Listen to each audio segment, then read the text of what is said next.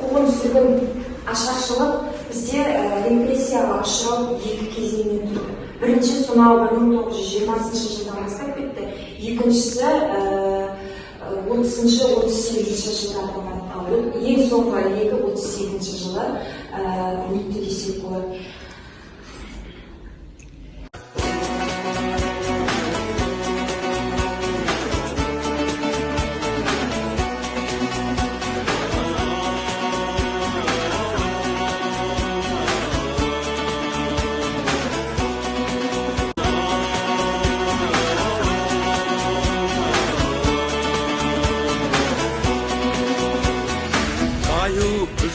Бағында сатқандар бойы үшінде тонында арын сатқан құлданған санасы, ел мен жер бізге аманат, алаштың баласы рухы